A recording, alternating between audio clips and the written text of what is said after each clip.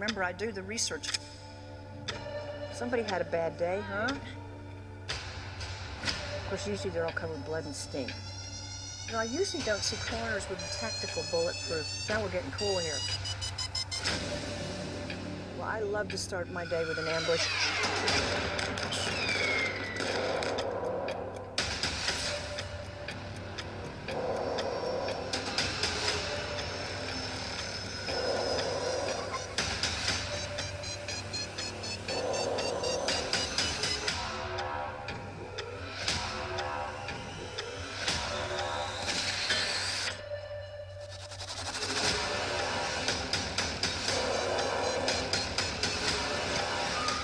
Who needs an ascot?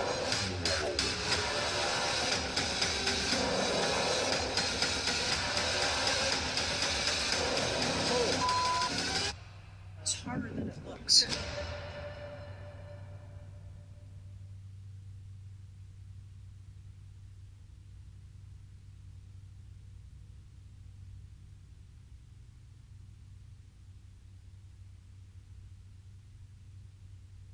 All right. It has been 5 long, torturously long, impossibly long, cruelly long years since the last Scarpetta novel. What kind of person would inflict such pain on her faithful readers, including this faithful reader? But I have to tell you, Autopsy is worth the wait. It really is. Patricia Cornwell has won the Edgar and the Creasy and the Anthony and the McKevity and the Sherlock Award, and Autopsy just might be her best. It's a long way, over 115 million sales since Patricia's first book signing for The Great Postmortem. And as I understand it, not one sale was made that day. So she's come a long way. And here we are, and this afternoon, Patricia Cornwell is going to spill all, and not just about Autopsy. This is going to be a real Q&A, one worthy of K. Scarpetta. I'm James Patterson, by the way, and I'm the nincompoop. I sell a bunch of books, too many books, but this is about Autopsy and Patricia and Scarpetta. So let me just start with this. Why did you write Autopsy? Meaning, why devote a year of your life to a book? Well, before I answer that, I need to tell you a scoop. I came in here to do this, and Scarpetta was in my kitchen, and this is what the scoundrel was reading. Oh, no. And I said, well, what about my book? And she said, I'm sorry, I read James Patterson. I don't read your books. I don't even know who you are, is what she said. Okay, dueling books, man. Here we go. Well, thank you. Well, they're both out this week, I think, right? So this is really brave of both of us, because I don't think you, my dear, have anything at all to worry about. And let me just say right now, it is such a privilege to talk to you. And not only are you a champion of readers, but you're a champion of writers. And you've really, I kind of consider you're sort of like the Dickens on the landscape in our literary world today. And thanks for doing this with me. Well, you're too kind, and this will be fun. So anyway, so you have to make a commitment for a lot of time. I mean, I don't know how long it takes you to write a book, but why this book? What got you excited about it? It's a good question, because I'd never intended to write another Scarpetta after Chaos 5 years ago, the last one. I don't know if you've had moments like this where I just felt like I've given that all I've really got for this series. And if I keep doing it, I'm doing everybody a disservice, including me. I just felt like I'd had enough. In fact, I didn't want to write books anymore. I thought I would do TV or film or something else for a while, which got me into the NASA research originally for what I thought was going to be a space TV film type thing. I ended up doing 2 books that were space thrillers. The last one, Spin, came out this past January, and COVID, of course, was rampant, and we were all basically shut out of our lives. And everything kind of ground to a halt, including, people throwing contracts at you or making big decisions about what to do next. And I was thinking, what do I do with this world that we're in right now? I've never seen anything like this. And then other things that have happened too. Yeah. And I wondered, what would Scarpetta have to say about all this? I mean, what if I revisited her and saw this world through her eyes? Because it's a very different world than the one I was writing about 5 years ago. And that's how Autopsy began. And at first, I had to see if I could find her and if she would cooperate, so to speak. And fortunately, she did. Yeah, yeah, yeah. So I guess it's reasonable to say that if you didn't invent the forensic thriller, you certainly popularized it, and then it went on to, I mean, be all over television with various people, deciding that they could make money off of your ideas. But how did it come to be originally? How did it? I know you were working kind of in the field, but so what? How did he birth this Well, idea? the truth is, I mean, a lot of people think that I happened to have been working in a morgue and then I decided to write books. And that's not true. I started out as a journalist and right out of college at the Charlotte Observer, I was given the police beat. And then I had an opportunity to do the biography of Mrs. Billy Graham.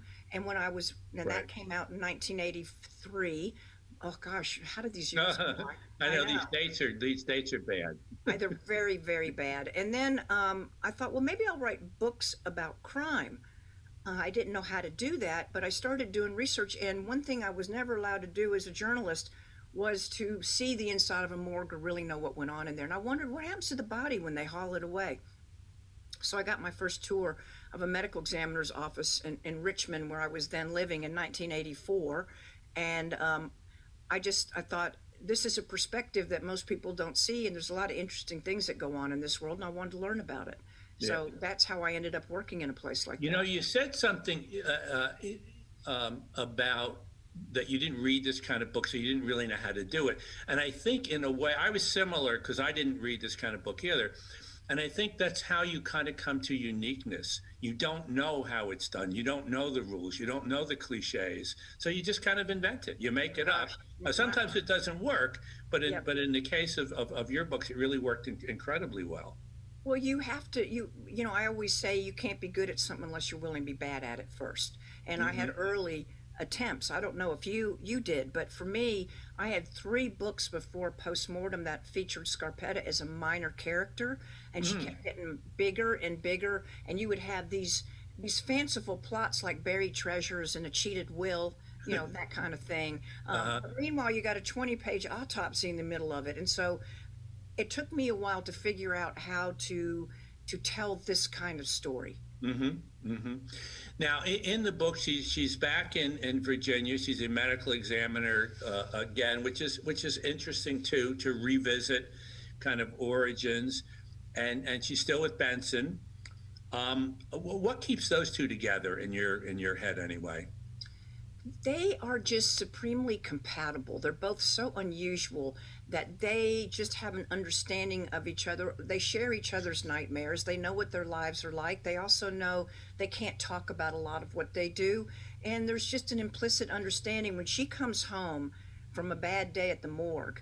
And believe me, there are really bad days there when you get cases in that are worse than usual and you go away feeling haunted to your very core. And I know that from having been there and seen this kind of thing. Meanwhile, he, as a psychological forensic psychologist, knows the horrors of what these bad people do, and he's looking at sometimes the very same cases but from a very different perspective. So they know how to deal with each other. Okay. And that and I'm glad. I mean, maybe it's not as fiery as some people like. Maybe some people like to write about relationships where the people fight all the time, but they don't. And if they do, they just don't do it in front of me. Yeah, that's good. I don't want to see the fights. Now, Marino is politically incorrect. Marino is back. Tell me about that character for you, because he says things that people aren't supposed to say, and I guess they're not supposed to say. And of course, and of course, none of us ever want somebody that says those things that we know you shouldn't say, but you feel like it now and then, like he does. But he's always been her sidekick, going all the way back to Postmortem. Of course, in the very beginning, it was a much more adversarial relationship. But it's it's a chemistry, it's a mathematical formula when you create a story. And if you don't have certain things that kind of spark off of each other, it doesn't work. And, a scene where Scarpetta's like driving someplace alone, or she's alone with her own thoughts. After a while, that gets really tedious. And I mean, I know from your work too how important dialogue is. You want people talking to each other and bouncing off of each other. And Marino just, he arrived in the very beginning and he's never left. I don't know what you do about characters that won't go away. Yeah, I know what you mean. John Sampson. The Kay's niece Lucy has had just some horrifying things happen to her, but I get the sense that you really love her. Tell me about you and Lucy a little bit. Lucy's interesting. You know, I don't know if you ever have these what if scenarios, but if you think of the characters that you've created, supposedly, I say supposedly because I'm not sure if they create us or we create them, I'm not sure anymore what happens here. But the fact is, if you imagine you're at a party and you walk into a living room, James Patterson, and Scarpetta's sitting on the couch, and you know who she is, and Marino's walked in and he's drinking a beer, and Lucy comes in and she's just landed the helicopter somewhere and she's not drinking anything except maybe a bottle of water. She's probably the last one of that crowd I'd go over and introduce myself to. I think that I think Lucy's awesome, but she is not the easiest character. And it would take somebody very unusual like Scarpetta to have the profound influence on this young woman that she's always had. Marino's hard to take sometimes too. It's interesting. I mean, just because you live with characters doesn't mean that you're a 100% fan of every aspect of them. The helicopters play a part in this. Did I read somewhere that do you fly helicopters? You I'm do? guilty of that. I've been a Okay, helicopter all right. How pilot. did that happen? Well, in the 1990s, well, first of all, okay, let's start at the beginning. In the 1960s, when I was living in the little town of Montreat, North Carolina, and Billy Graham was right up the hill. One day I came home from school, and there in the grassy lawn at the bottom of the hill that I lived on was this helicopter. Looked straight out of like the MASH series, that old. And I mean, you never even saw those things flying back then, much less one in person in the yard area where you play touch football with all the neighborhood kids. Well, Billy Graham had flown in with, I don't know, Muhammad Ali or somebody back in the day. And I walked around looking at that thing like it was a UFO. And if you had told me back then that someday I would grow up flying one, I would never believe it. But later on in the 90s, when the series had gotten going, I was in France and I got to ride a helicopter shuttle to the airport.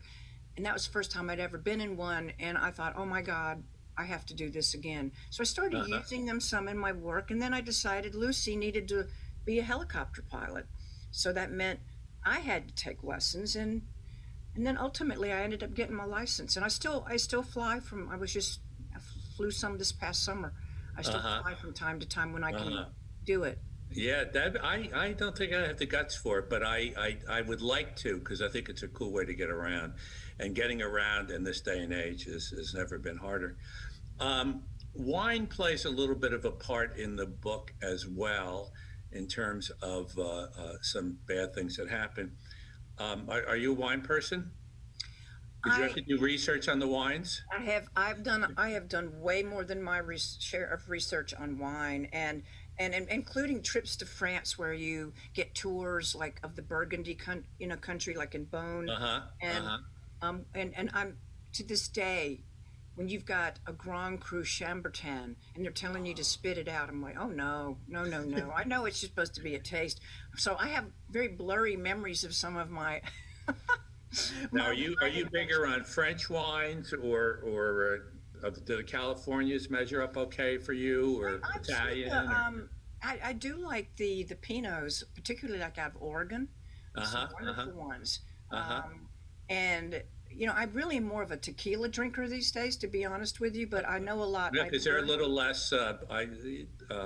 Some of my friends do that. Well, Hillary Clinton, who's sort of a friend now, and she's a tequila person because she says it doesn't, not as many calories. I guess I don't know. That's the excuse, right? Yeah. Well, liquors like that are distilled. They have less impurities than wine. So in that Uh-huh. regard, they're probably quote better. But I'm Uh-huh. not sure what is Uh-huh. quote better. But I love describing things like that and learning about things like that, and part of the ambiance of the scene you're talking about, that has to do with wine. It's also connected to the Scarpetta was just in France at Interpol, their headquarters in Lyon, and she's having memories of being there and of the wine and of the food.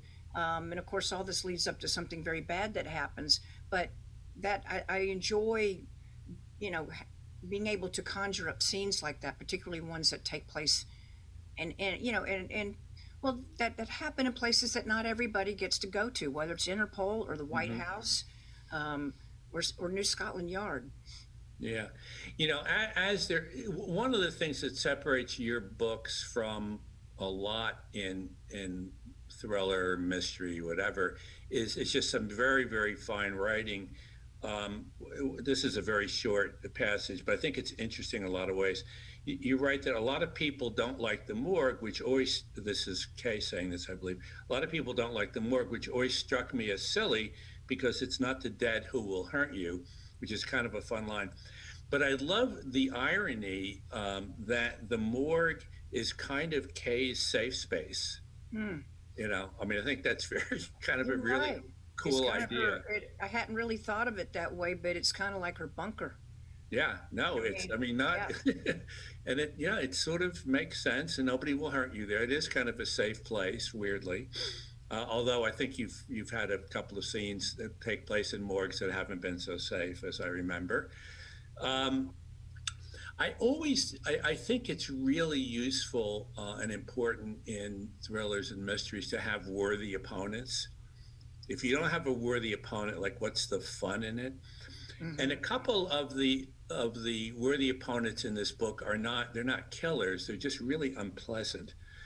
Maggie and Hmm. Reddy are two in particular. So tell us a little bit about those two terrible, crummy people. When I decided to write Autopsy, and I said, okay, I'm going to bring Scarpetta back, and if I do that, it has to be a total relaunch. I'm not just doing number 25 after 24. This has to really be brand new and also classic in that I, I, I, I deliberately thought about what really worked about postmortem. And if I'm going to relaunch Scarpetta today, where am I going to put her and what am I going to do? And I knew I had to take her back to Virginia, but while she visits Richmond, her headquarters is now in Northern Virginia because she has Washington connections also. Um, and so I very deliberately figured out what can I do that captures those things that I believe my readers really like, which is having all the gang together. In fact, they're practically right on top of each other, putting her Hmm. back in the state medical examiner system where she's the chief again, like she was in 1990. But you've got to have the conflict. What's she up against? Well, when this all started, she was the new girl in town and up against a big bad system and nobody wanted her there. Well, now she's the new old girl in town where she's Hmm. back and either people don't remember her or they don't want her because they have built up their fiefdoms and their political systems to suit them to a T. And she comes in like a wrecking ball if you're up to no good. And so she's got a secretary who's British. And I tell all my British friends, if I didn't love you so much, I wouldn't write about you. But I don't take this as against you. But Uh-huh. she. I wanted someone that kind of steps right out of Dickens. Hmm. Like she's the one that would tell Oliver Twist he can't have any more. You know, and Uh-huh. Uh-huh. she is a spy who is in cahoots with the former chief, who's a big politico, and now, ironically, is Scarpetta's boss as the health commissioner. So she's got her own turf battles with people. Meanwhile, you've got crimes that have been covered up. You've got a woman in the refrigerator downstairs that might be connected to something else, and that all connects with something that's about to happen in outer space in this Hmm. book, which will You sound. mentioned the British, and it's interesting to me that the British have a lot more respect for mysteries than a lot of the American critics do, which I think they somehow think it's beneath them. And there was a wonderful review in the Sunday Times in London, and just a piece of it said the autopsy, remotely controlled by Scarpetta and physically carried out by two astronauts, is an astonishing, groundbreaking sequence. Patricia Cornwell's terse, evocative style adds to the creeping sense of unease. 30 years on, there's still no other crime writer like her, which is great. It's a great review. It's a great newspaper, and it really is interesting to me that the Brits get it, and sometimes, I saw there was one stupid review here in America, which I just like, what, I mean, did you read the book?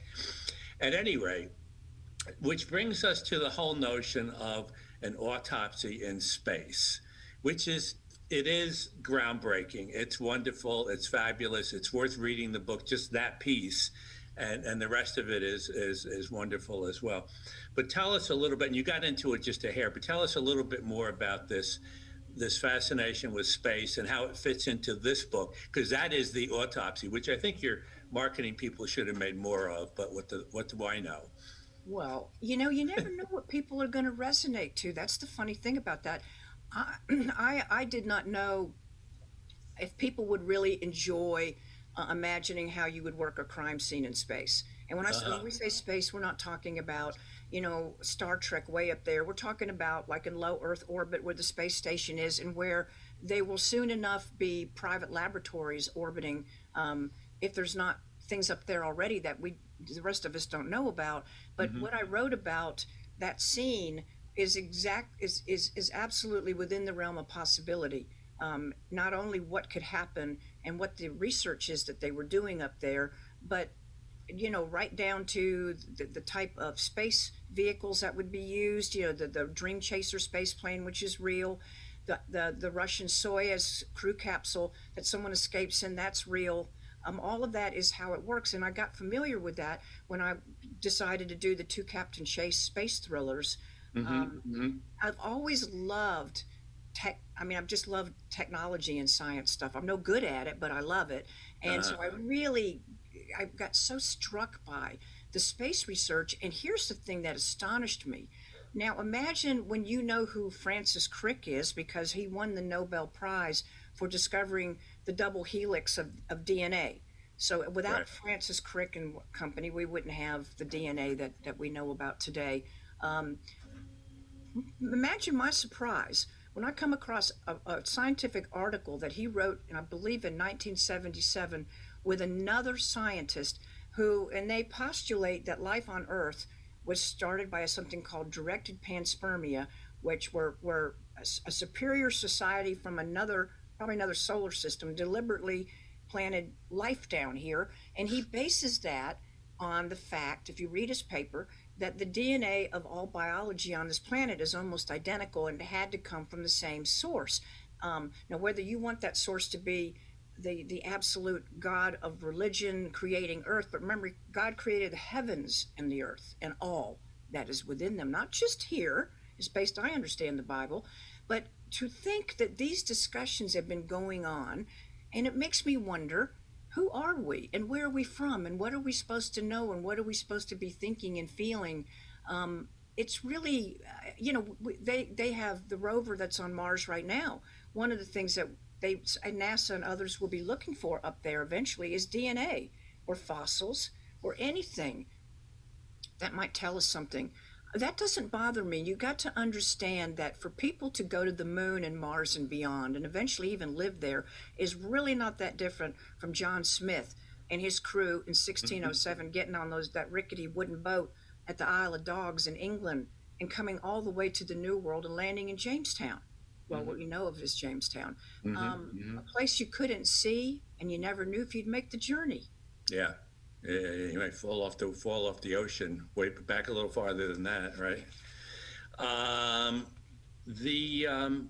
At any rate, I thought the autopsy, I think it's just such a fun thing and smart, and I liked it very much. An aspect or a continuing theme in the Cross books is the conflict between work and family and friends. And when you have a very demanding, dangerous occupation, as Kay does in these books, Kay Scarpetta, it gets in the way. And very early on, she misses Lucy's birthday party, and that's just been something that's been part of her life from, I think, right from the beginning, and has defined who she is to some extent. But talk a little bit about that conflict. Or do you think about that a lot in terms of Kay and who she is? I think about that a lot with her because it would be reality, and she would worry about um, the trouble that she might bring to her own door and those she cares about. And while that it might seem, fortunately, most medical examiners are not always fearing for their lives and having to kill people. But if I didn't Really? have her do all that, there would be no stories. But they, knowing the real people who do it, I do know that there are many things that they are concerned about, particularly this day and age. If something is highly visible, like the trials that we see, even as we're speaking, the things that you see on TV, you always worry about these figures that become so visible. But I think also in terms of missing things and not being present all the time because you're called by sort of a higher power. um, I also relate to that because as a writer, and I don't know, you may be much more extroverted and can manage your life better than I seem to be able to manage mine, but I often miss out on a lot of things in life because I have to sit at that desk many, many, many hours a day and be pretty relentless about it, or I can't get it done. How about, do you ever feel that way? Do you feel that you've had to sometimes sacrifice things like that to get it done? Early on, when I had a day job too, for sure, that was a mess. Nowadays, no, I'm pretty comfortable, and I work in the house, and my wife is in the house, and we get along great, which is wonderful. We have sort of like a Kay and Benton relationship. We don't really have too much, not too much That's unpleasantness. wonderful. We're always asked about our writing process. How do we do what we do? So I'll go at it a little differently. How about favorite rewards if you've had an excellent day? Favorite rewards is um, go out for a walk, have a nice drink, have a good dinner, but most of all, I'm just going to be in a good mood. Uh huh. And if I don't have a good day, uh, even if I don't say anything to anyone, I'm not going to be in a good mood. And Uh-huh. it's just I cannot help it. That's who I am. All right. One time I said to Billie Jean King, I said, "How did you manage to go out there and do what you did and not get psyched out?" And she would, and what she said is, because if I knew if I lost, that I'm going to be pacing the floor all night long and be in a horrible mood. And that's Mm-hmm. what I would start thinking about. And so Uh-huh. that describes a little bit what it's like for me. And I try, this is good Hemingway uh, tutorial, by the way, because Hemingway, when he's talking about writers in his own work, he would always say that you always end when you know where it's going. Mm-hmm. You Mm-hmm. end on what Mm-hmm. Mm-hmm. feels Yeah, like yeah, a yeah. I good like note. that. Yeah, yeah, yeah. Because if you don't, I'm gonna lay awake thinking about it. I'm gonna dread going to my desk in the morning, and you learn to play all these little tricks on yourself because being a writer is hard, and I'm glad that you have more freedom. I mean, one if I ever sell as many books as you, I might putter around the house a little bit more and take a breath. But I I know got I'm I got crazy. a lot to keep up with here. Yeah, no, it's if in this office, if you could see around, there's these little shelves that go all the way around the room. There's 31 live projects here. Wow, I don't Books, know how you do nonfiction that. books, a couple of screenplays. I don't know either. I remember having a journalist in here, and when they come in, all of a sudden they think they know who you are, and then they're going like, "Oh, I had no idea." And I remember he's looking around this and he's going, "This is crazy. This is crazy." And he looked at me. He said, "James, you are crazy," which was fun. I like that. The now you mentioned a notion, which I love that thing from Hemingway about uh, stopping when you know where it's going. But do you outline?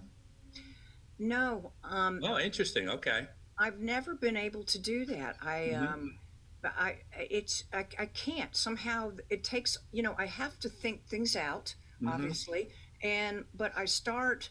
with a story and with a scenario, and as it starts to grow, I'm very careful, very, very mindful of being careful how I start engineering things, particularly in autopsy. You know, dabbling with screenwriting and stuff has helped me be better organized at, I Uh-huh. think, at the storytelling part of it, of keeping things moving a certain way. You do such a great job of that, obviously. Like you know how to just keep things moving forward, and that is Well, so important. I outline like crazy, but I'm not a slave to the outline. I Yeah, remember Gregory McDonald, who wrote the Fletch books. I think he was up in that area, Boston, whatever. He didn't outline on paper, but he said he would just go over and over and over the story in his head, over and again and again and again, until he felt he had the whole story. And only then would he sit down and write the thing. that's Uh, well, I inch my way along, and I will spend the greatest number of months on probably the first 50 to 75 pages, because that is where I establish, excuse me, what all the moving parts are going to be that are going to take this where it needs to go. And even mhm. if I don't know the name of the killer yet and can't even see that person, I sort of know what type of person it's going to be, Uh-huh, for uh-huh, the uh-huh. scenario. And most of my stuff, I think what helps me organize my material, without a whole lot of outlining, is it's so driven by the research that, for example, the scene when Scarpetta goes to the Situation Room in the White House and does the remote death investigation in low Earth orbit, um, you know, I have notes and I've been there and I know how that's going to work, and I know what she would do up there as a forensic pathologist, and I know the concerns she would have because with no gravity, crime scene sure as heck doesn't work the same way. I mean, Mm-hmm. imagine that. Imagine Mm-hmm. blood when there's no Mm-hmm. gravity. Blood drips because of gravity. Well, it doesn't drip when there's no gravity. So, all of these things that helps propel the story too. And then I feel so much about how you put a story together also has to do with almost a musical tempo to it, where you do a scene and then you know when to cut away and boom, you do something else. It might be a quieter note, it might be a louder note, but Mm-hmm. you learn a certain rhythm so that the reader is carried along in a way where they're not even thinking about the voyage. That's the whole point. Mm-hmm. Speaking of music, I just recently finished a novel with Dolly Parton. Oh, that's so cool. I love It her. really, but you're speaking of music, and what the really cool thing, or one of the very cool things, one, I really, we got along great. Uh, um, but what it is, they don't come to you, you purchase them separately, but there's a novel and then there's an album. And the album is based on all the songs are in the book. The book is about a singer songwriter who sort of comes from nowhere, but she just has it, and she writes all these songs. And then Dolly took all the songs and she just, she recorded Well, them, which is I've very got an cool. idea then. What you need to do is tell Dolly that we will do a Scarpetta musical and I'll write all the gory stuff and she can write all the music and you can Uh help huh. direct how to put it all together. That we did a little of that kind of thing. The thing we did, it's not too gory. There's a mystery element to it, but she, in a fun way, she curses a little. Do you have a favorite curse word when things don't go well? You don't have to say it on no curse words. All right. I, Um, huh? oh, I don't care, but what I love about what you're doing is, and people that don't like this, they're just being snooty, because it's all about storytelling, and any way that we can tell stories combining with music or doing stuff with television or having that, if my TV series, hopefully if that works out, the thing I'm doing with Jamie Lee Curtis, then what Is that she should going to be, be Scarpetta? she's the producer. I doubt she will Oh, be okay, Scarpetta, okay. but guess what, Jamie I will be. love her. The next time you talk to her, just we went. Remember Amazon used to have that campfire thing, Yeah, and we sure, went to it one time, and she was our favorite person.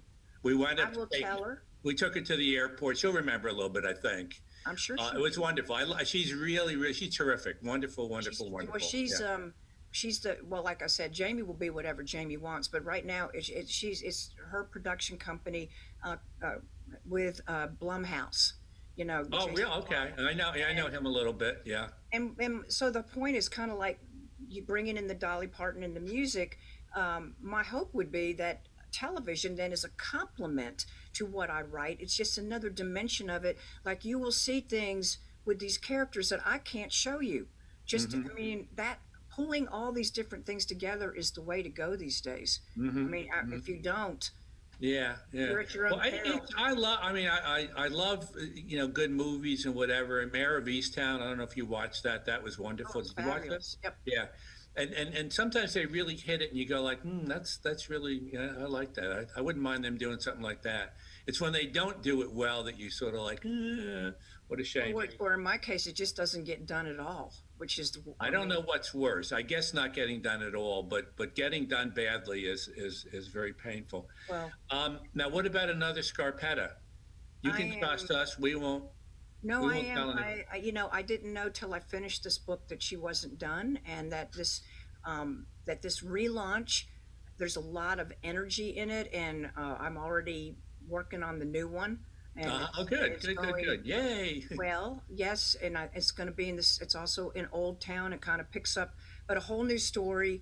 Um, several. It will start several months after the last one ended, and I think people they're Well, well. I'm going to take Alex Cross and Sampson into space on one of those billionaire space capsules. You should. No. Oh, you wouldn't go Um, up in a rocket? you mentioned giving back earlier, and you give back a lot too. Any special charities you want to mention to folks?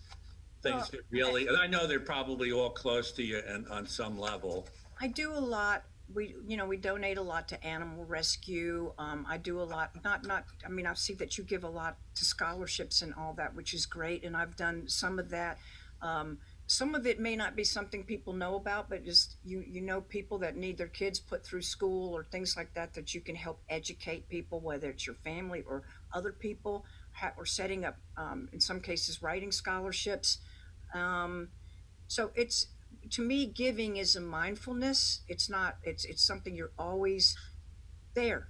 And when there's an opportunity, I believe when there's an opportunity to be helpful, well, I always say, look at the life in front of you, whatever that is, and respond to it if it needs to be responded to, whether it's a bird that's trapped in your house that you can save and not hurt, or whether it's somebody that you could give something to them and it would change their destiny, and you're able to do it. Yeah. So that is very important to me. And the other way I try to give back is in spirit, even on social media where you have other writers that contact you, or I know what it. I so remember what it felt like to think I was never going to make it, didn't have anybody I could talk to. You write a letter to PD James, and oh my God, she wrote me back. That's a true Hmm. story. And you think you try to turn around and give back while you're giving Hmm. forward. I think Hmm. that's real important. Yeah, I was brought up that way, which is good. That notion of, and they didn't preach it; they just did it.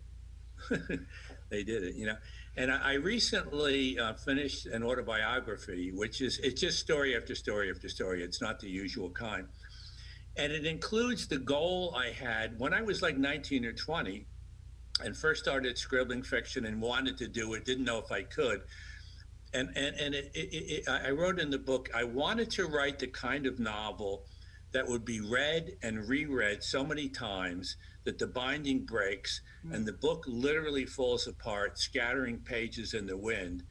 And I'm still working on that one. Yeah, me But too. that is what keeps me going. It's so What funny you would what say keeps you that. go? What keeps you going, especially since you've written several books that are read and reread so many times that the binding breaks. And I've actually found a couple of those in places where it's been read so many times that the pages are falling apart. Or it's been used as a doorstop or something. Who knows? Well, whatever. Right? Yeah, something But something happened to it. it's funny. I resonate to what you said because that's what I feel. My goal is to get better every Hmm. time I write a book, because I feel like such a flawed person sometimes when I'm sitting down here doing this, and it's like, oh my God, that is where you realize this is the wrong place for that. You have to cut something, remove it, and you go, why didn't I figure out that the right way the first time? Hmm. Um, and so my goal is to get better at storytelling. And if you get better at storytelling, you change as the years change. I mean, the way I write today is not the way I wrote when I wrote Postmortem. My Hmm. chapters are shorter. My sentences are usually shorter. I try to say things with more clarity. You know, like Hemingway always talks about keeping it simple. And, Mm-hmm. you know, you see very few similes and all these things with him. Now, I can't, you know, do some of the stuff that he does, but you learn. I don't know about Mm-hmm. you, but I look at what people do. I look at what you do. I look at what Thomas Harris does. I look at what Truman Capote does. I look at what Dickens and Hemingway do. And all just like I watch in the old days when I played tennis, you'd watch people like Billie Jean King and you try to Mm-hmm. emulate and Mm-hmm. say, well, that was a smart thing. That wasn't a smart thing, whatever. Mm-hmm. But if I ever stop not wanting to get better at this, then I need to stop doing it. Yeah, yeah, but that does drive me, and that notion of just wanting to do, and interesting to me, some of the things I've done lately, and I think weirdly being cooped up with COVID helped me. Hmm. It refocused me. As I said, the autobiography, which really, and I had no interest in doing, and I thought it was kind of a stupid thing to do, but then I wrote some of these pages. I went, these stories are really cool. This is good. This has a voice. It really has a voice, and some of the novels that aren't out yet, I think, are really they really turned out well. And I mean, you know when they turn out well, and you know when they don't turn out the way you hope. At any rate, so I think that's good, and I guess maybe some questions coming from outside or something like that. Does that make sense? Yes, we do have some questions from that fan sent in earlier, so I'm going to go Okay. ahead and read those. Okay. The first question is for Patricia is, what was the best memory and connection to writing the series that you've had? For example, is there a specific interview, review, or research trip or event that sticks out in your mind?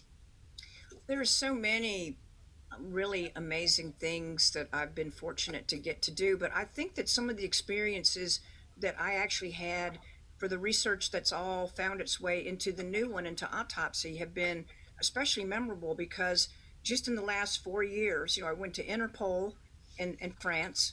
I went to New Scotland Yard and got a tour of their new facility, which was remarkable. I've been to the went to the White House 3 times with the Secret Service, not meeting people, but just seeing things they'd let me see so I could have Scarpetta do that scene. Now I didn't go in the Situation Room, don't worry. But and then the space stuff, you know, going up in the zero gravity plane and seeing what it's like when you float, um, and having to get to learn enough to set that scene in space is like a gift to me.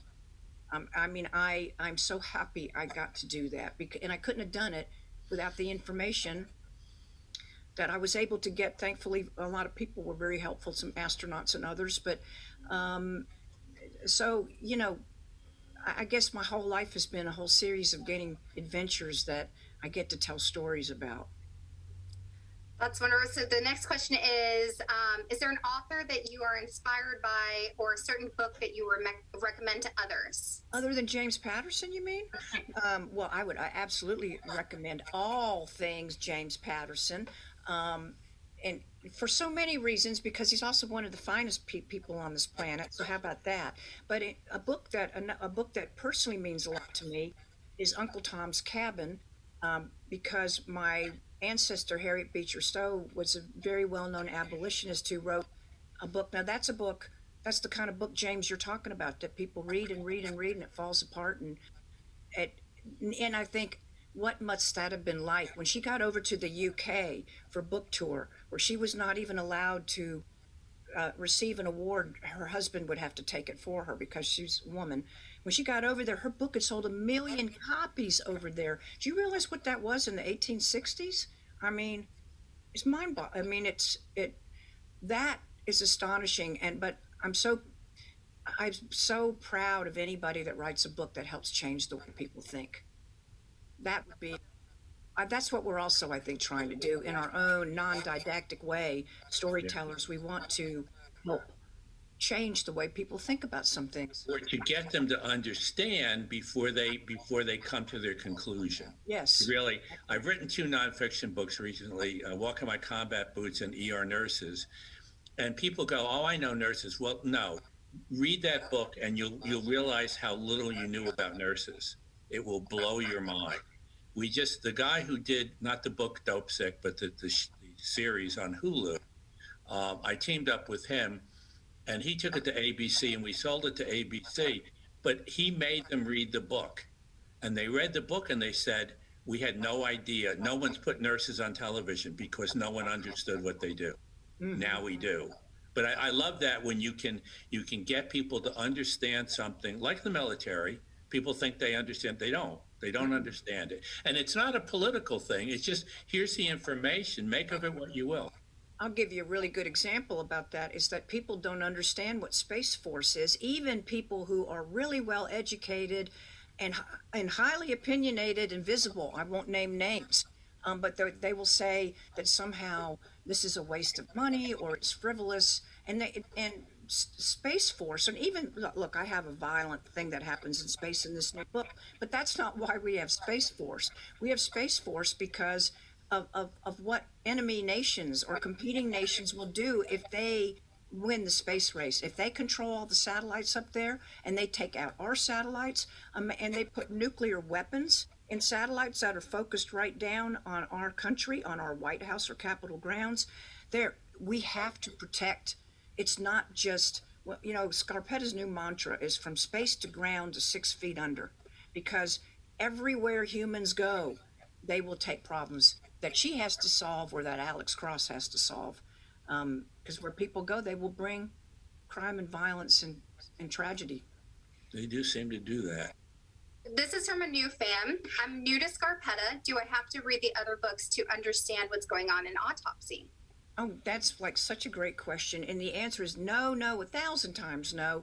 I deliberately wrote Autopsy as if nobody's ever read any of the books and as if I'd never really even written any of the books. And so you do, in fact, if you've never read a Scarpetta, I would highly recommend you start with the new one, and not just because I want to sell a lot of copies of it, but you will get the whole lay of the land, and then you can decide whether you want to go back to those earlier books and read them or not. Yeah. That's great. Okay, so the next question we have is there a plot line that didn't make it into Autopsy that you can share, or did you start down a path? No, she's not going to give you a plot line for a book. Come on, that's not. We don't do that. No, we don't want to talk about the bad missteps that I might have taken, but I avoided. So, is there some other? She'll fix that plot line, and it will show up in another book. She just didn't quite figure it out yet. I will say this, though. There are many times when I think I know where a story's going, and that's actually, it's a fair question because, maybe some people, they know from the get-go, but when I start writing a book, sometimes the very first scene ends up not being the right scene. I once had I bet James has never had this happen, but I once started a Scarpetta book, and for the whole first month, the scene would open. She was in her office in Massachusetts, and she was doing a time-out lying on the floor, on the carpet. And I thought, I don't know what's going on with her, but I guess I better figure this out. Well, she would not get off that floor for a whole month, any more than she would get out of her lawn chair in Florida once long ago. And what she was saying is, this is not a scene. I'm tired right now. And what it really means is you are tired right now, which was true. And but I will say with Autopsy, I really did play around with in the beginning of having her on the space station. I mean, scientists can go up there. You don't have to be a NASA-trained astronaut to go up to the space station, depending on what you would be doing up there. So she could be up there. And I monkeyed around with that, and I had her up there dealing with some stuff in the very beginning, and then I realized it just wasn't going anywhere. And I thought, this is, you got the right idea, but this is not how to execute it. Go put her back down there on terra firma where she wants to be and where she belongs, and let her deal with the mischief up there on her own terms. That kind of leads into the next question, which I love. It is, what makes for a great villain? Oh, okay, I can't take credit for this. I want to hear what James says, but David Heyman, the Harry Potter producer, we were once having a chat about all this, and he said, you've got to have a great villain. We were talking about the Captain Chase series back then, and I said, what makes a great villain? I'm not as good with the villains as I am with the good guys. And he said, a great villain is a bad person who thinks he or she is good. And I would tend to, if you look at things that go on in history, those that have done some of the most monstrous things think they're doing something that's making the world better. And so I think that's a pretty good. James, what do you think makes a good No, I villain? think I think basically what that means is that the villain is complex enough and human enough to be identifiable, as opposed to just a cliche or. Right.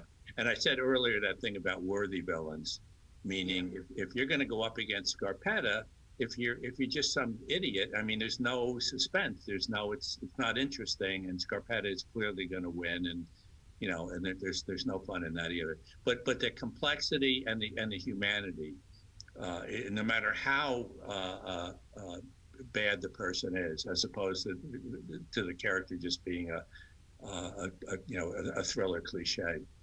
Well, in Scarpetta's case, she'll have more adversarial things where the people are alive, like political figures that, I mean, the people can cause a living death for you while you're here if they try to make you miserable enough. And we've all, if you've ever been through anybody treating you that way, I mean, she's got her hands full with that. But generally, she doesn't.